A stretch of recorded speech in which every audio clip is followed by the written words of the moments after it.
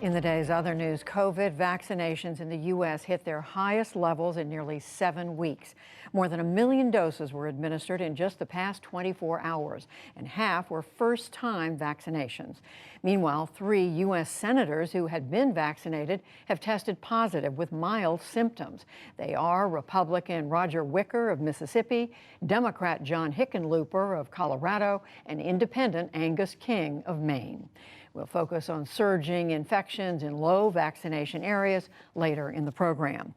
Hurricane Grace struck Mexico's Yucatan Peninsula today. It came ashore before dawn with winds of 80 miles an hour and heavy rain. In its wake, roads were covered with downed trees, wrecked cars and boats, and other debris. The storm is expected to sweep across the Gulf of Mexico before hitting Veracruz state late Friday.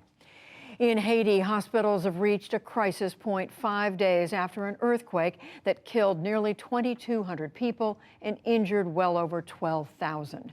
Aid workers appeal today for medical gear. So far, aid is only trickling in. Supplies arrived Wednesday at the airport in hard-hit Le Quay, but quake victims said the help is not reaching them. People don't get any help. We have nothing. We're abandoned here.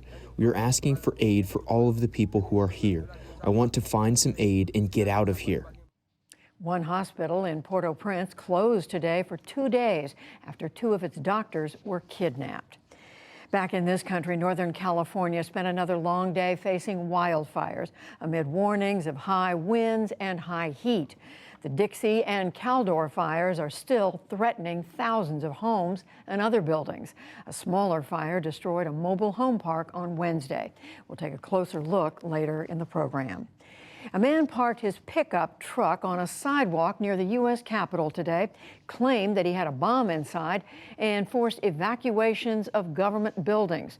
Officials say Floyd Roseberry of North Carolina stayed in the truck while bomb-sniffing dogs and snipers took up positions. He surrendered after 5 hours, leaving police searching for answers. We do know that Mr. Roseberry has had some losses of family. In his, I believe his mother recently passed away, and we spoke with members of his family, and there were other issues that he was dealing with. There'll be more on that at a later time. For a time, Roseberry live streamed a video criticizing President Biden and saying, quote, "The revolution's on. I'm ready to die for the cause." This evening, police said they found possible bomb-making materials, but no bomb inside the truck. A state judge in Delaware agreed today to let the Boy Scouts of America settle sexual abuse claims in a deal worth $850 million. The money goes to a fund for 70,000 men who say they were abused by adults in scouting. The judge refused to let the Boy Scouts pay millions in legal fees for the plaintiffs. The U.S. Education Department will forgive student loan debt for more than 300,000 Americans with disabilities. Today's announcement says the change affects people who are totally and permanently impaired and cannot earn any significant income. It erases nearly $6 billion in debt. On Wall Street, stocks mostly marked time in a choppy day of trading.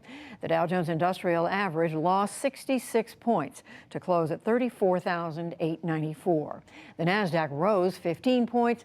The S&P 500 added 5.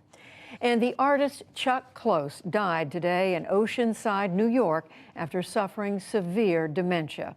He gained renown in the 1970s and 80s for giant photorealist portraits of himself, family members, and fellow artists. Late in life, he was accused of sexually harassing women who posed for him.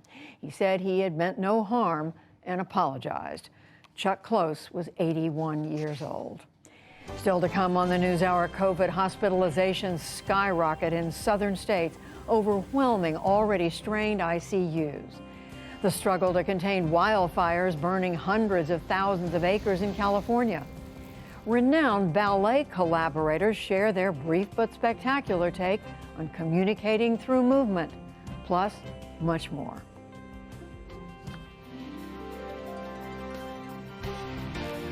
This is the PBS NewsHour. from WETA Studios in Washington and in the West from the Walter Cronkite School of Journalism at Arizona State University.